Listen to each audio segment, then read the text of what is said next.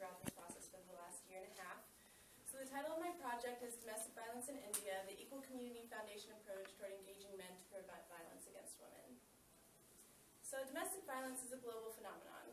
About 1 in 3 women will be affected by domestic violence at some point in their life, and prevalence rates range from 20 to 40%. And this map is a World Health Organization map showing prevalence rates for each of their world regions. And while doing this research, I often get the question, why India, if this is a global issue?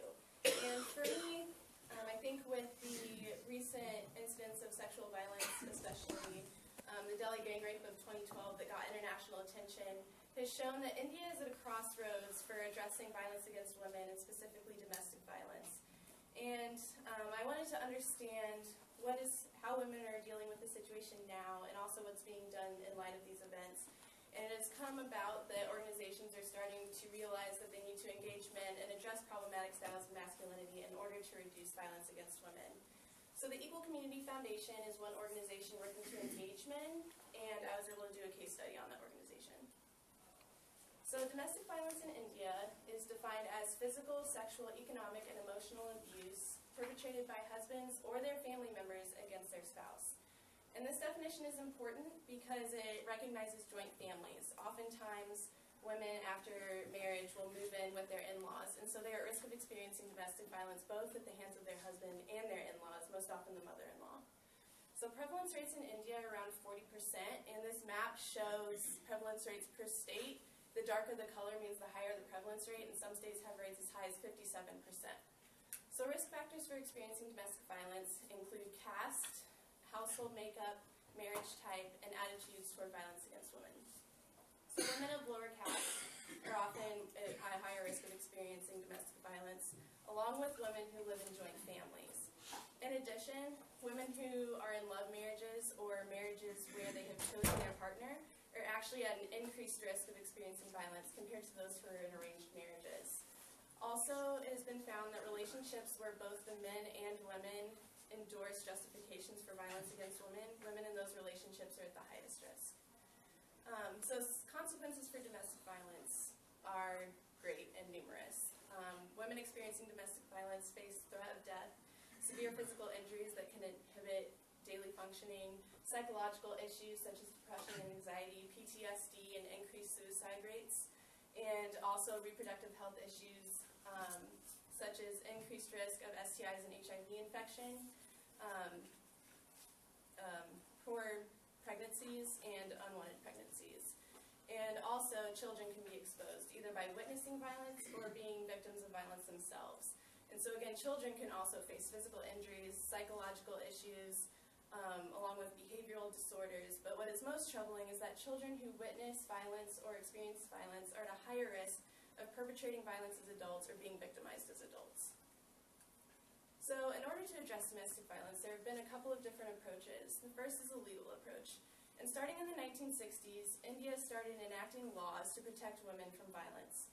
However, these laws have often been narrow and pretty specific in terms of taking a perpetrator to court. So it wasn't until 2005 that the Protection of Women Against Domestic Violence Act was passed. And this is a civil act that allows women to seek protective orders or monetary relief.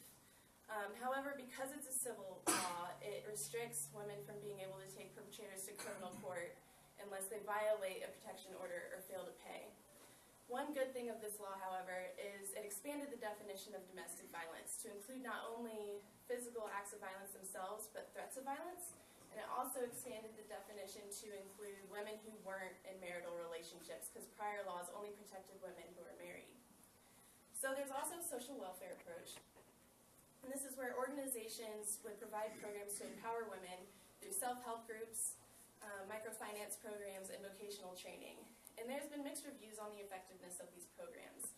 Some organizations and some researchers say that with increased education and increased access to economic and income, they have a reduced risk of violence. However, other research has found, for example, one found that women who participated in vocational programs were 3 times more likely to experience violence than those who hadn't. So with these mixed results, and as I was going through this research, I couldn't help but wonder what exactly is going on that these traditional approaches aren't working necessarily in the Indian context, and what can better address these issues. And as I was asking these questions, I came upon engaging men in addressing problematic styles of masculinity. So in India, masculinity is defined as being strong, being physically and verbally aggressive, being sexually active, and being attractive. And there's also three main roles that Indian men subscribe to, and that is the protector, the provider, and the procreator. And so masculinity alone is not automatically connected to violence. There are some positive forms of masculinity that are beneficial.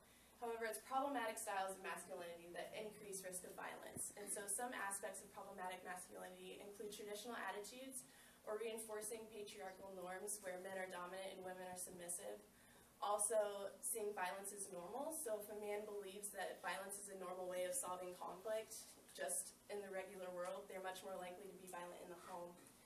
And also a need for control, and this ties back together again with reinforcing patriarchal beliefs and attitudes. So, the Equal Community Foundation. It's located in Pune, Maharashtra, which as you can see is on the western edge of the country. It's about a 4-hour bus ride east of Mumbai. It was founded in 2009 by a man from the UK named Will Muir, and their mission is to ensure that every man in India has the opportunity to study and practice gender equitable behavior to end violence and discrimination against women. And so they target low-income communities, boys ages 13 to 17, and they work around 20 different communities in Pune. So the goals of my case study were to understand the operations of the organization in general and to also evaluate the effectiveness of their gender training programs. So to do this, I accessed internal documents of the organization as well as research that they had published. Also, I was able to hold semi-structured interviews with organization staff, and I did focus group discussions with young men who had participated in the programs and those who hadn't participated in the programs in order to compare whether those who had gone through the gender training actually held more gender equitable attitudes than those who hadn't. And to further evaluate, I distributed surveys to those focus group participants, and the survey was based off of the Gender Equitable Men Scale, and so those who had lower scores had more gender equitable attitudes, and those who had higher scores had more traditional patriarchal attitudes. So in terms of organizational structure, I found that program mentors are very crucial. They are the kind of the glue of the organization because they are the ones that work directly in the communities putting out these programs. They also work directly with the community-based organizations or CBOs. And these ended up being crucial as well because they provide the physical space for ECF to run their programs, and they also help provide legitimacy for ECF because oftentimes when ECF goes into a community, people haven't heard of them. They're like, who is this group? But when they are connected and affiliated with the CBO, people are more likely to get involved and trust what ECF has to say.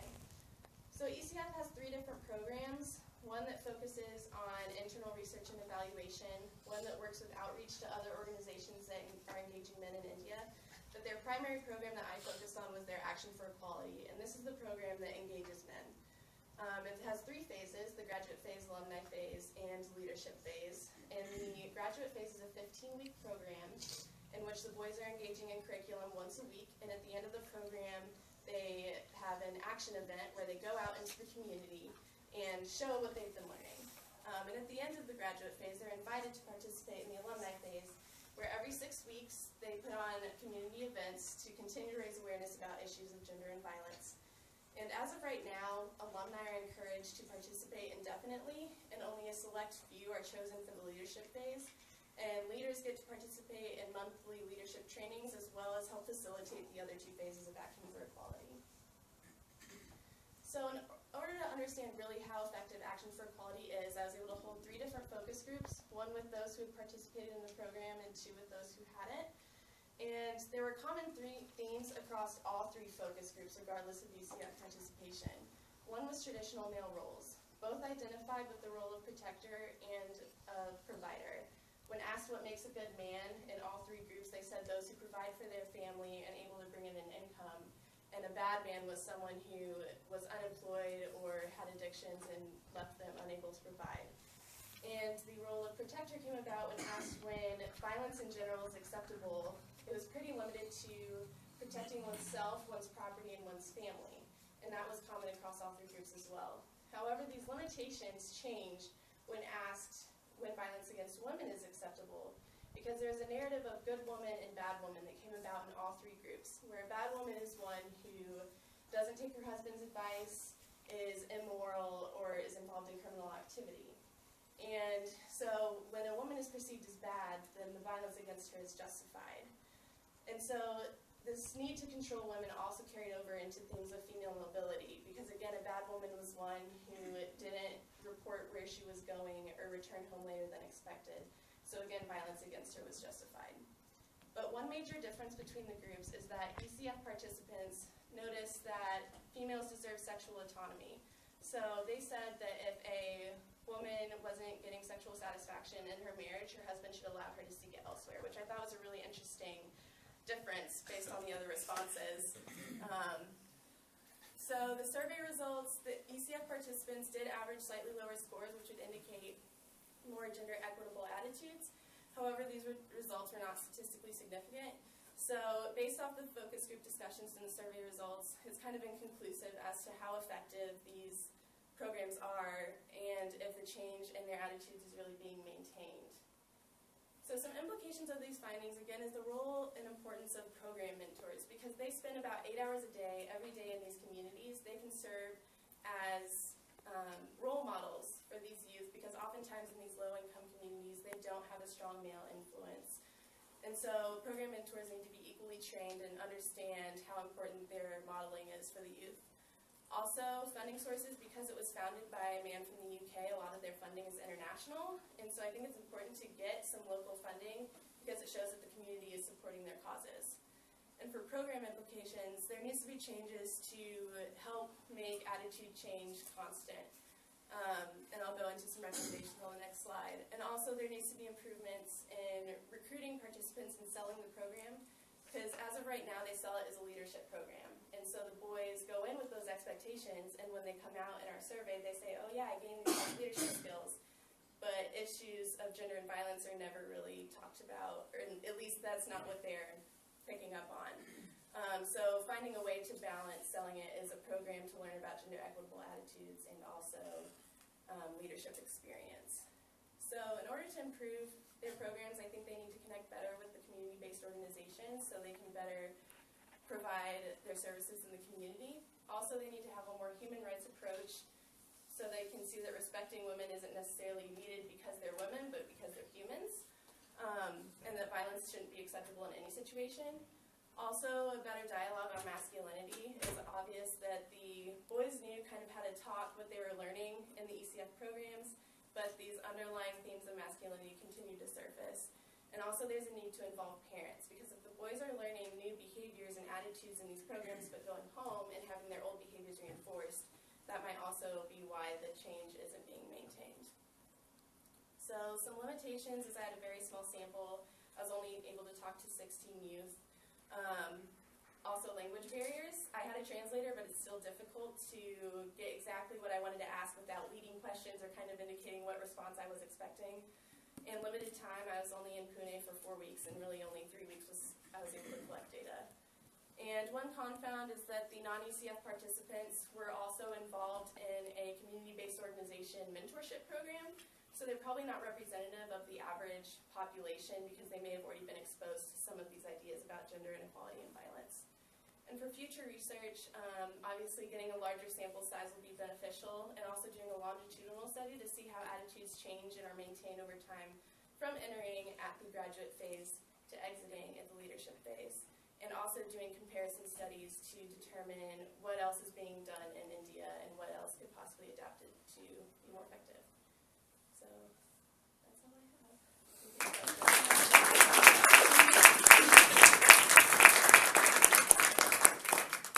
Thank you so much, Jacqueline. We'll now open the floor to questions. Would anybody like to start? One thing I don't know about India in terms of all this is whether or not there's an established age of consent for girls and women. It's changed wildly in different Western countries, and sometimes enforced and sometimes it's not. Is there an established age of consent in India? Or does it change from region to region, from caste to caste? Obviously it's not being enforced if there is one, but is there one? And what is it? From what into age of consent too much, but from what I remember, I think it's 16. However, like you said, it's not enforced at all. You still see high rates of child marriage, especially in rural areas and lower caste areas. So I believe there is one on the books, but it's, like you said, it's not enforced. Hi. So you mentioned how one of the central problems was these young men identify with their own masculinity, and so holding a dialogue on masculinity would be important. Do you think it would be equally important to hold a dialogue on how they see femininity? Oh, absolutely. And how effective that can be? Yeah, I think engaging on both sides, because obviously with seeing the role of good woman and bad woman, I found extremely problematic. So being able to say, okay, is she really bad if she does this? Is this really good? I mean, obviously you're starting to get into morals, which is kind of blurry, but I think including those conversations would be very beneficial as well. Yeah. How do the boys get involved in this program? So during the graduate phase, they actually spend 2 weeks doing recruiting events. So they usually will show Hindi films or advertise game nights at the local community center. And so that way they kind of get the boys out. The program mentors start kind of talking to them, seeing what their interests are, getting to know them. And then the second week that they have another recruiting event, that's when they start saying, hey, would you like to be involved with this throughout the next 14 weeks? Would you comment a bit on the content of the intervention? That is, what is the nature of the dose that is designed to encourage them to adopt more equitable attitudes? So like the curriculum? Yes. Okay. So like I said, the curriculum itself is about 11 weeks long, and they meet once a week for a couple hours a week. And the curriculum covers topics. It kind of starts out with like soft topics, kind of like what makes a good friendship, what is a healthy relationship. And then they move on into issues of discrimination and then issues of violence and violence against women, and then issues of gender masculinity. And they also talk about the body and the reproductive organs and healthy sexual behavior. So they kind of start off just talking about healthy relationships in general to get them comfortable with each other, and then start getting deeper into the issues as the weeks go on. But I did find that they only spent 1 week talking about masculinity and 1 week talking about violence against women. So maybe if those things could be more in depth, perhaps that would be more helpful. Any theories why the love marriages had more problems than the arranged marriages? Yeah, that really surprised me when I first read it, but once I kind of looked into it more, it made sense because, and also while I was there, my view of arranged marriage really changed because it's all about family support and making smart, economic partnerships as well to make sure that both families are kind of cooperating. And so when women and men choose who they want to marry, a lot of times the families won't support them anymore. And so this couple will be completely cut off from both sides of the family. So they lose economic support, social support, and so when they're isolated, there's increased stress, which can increase risk of violence. So. Is it a expectation to be married? Yes. From just different excursions we went on, everywhere we went, people would ask, are you married? Are you getting married? I'm married. So it is, and I mean, it does vary where you are. If you're in a more urban city, more westernized, it's not as common. But it is still pretty expected for women by their mid-20s to be married. I know some of the home state families right now who are using matchmakers to find their daughter's husband. So it is a very common thing to be married. And actually, some of the girls that I talked to, they kept asking me my opinion on arranged marriage. And so I said, well, I feel like I can't, I'd be biased either way. So what's your opinion on arranged marriage? They're like, oh, well, we really like it because it just, completely removes the stress of the situation. And we trust our family to pick a good husband. And I was like, oh. Because I think we have this Western view of, arranged marriage is oppression, where they view it, it's just something that works for them. So it definitely changed my attitude toward it while I was there. I know that, I think it's Hindi is a very popular religion in India. Did you hear, I know you were over there for a period of time, did you hear people connect their traditional gender roles to their religion in any way? I know we see a lot of that in the Western world, so and I don't know much about that religion, so I didn't know if they were as, if they drew those same connections or not. Yeah, it is kind of interesting. I read a little bit about the connection between Hinduism and violence against women like 2 semesters ago, so it's been a little while. But it just seemed interesting because I think from what I remember reading is that men especially would pick narratives to apply to women. So because they're both gods and goddesses, some goddesses are extremely powerful. And so a lot of times those goddesses will kind of get ignored and they'll look more to the narratives of the goddesses who serve the gods and have kind of these traditional housewife roles within the Hindu narrative. So I think it's the same across religions, how you can kind of pick and choose what part of whatever text you're reading to reinforce your beliefs. So.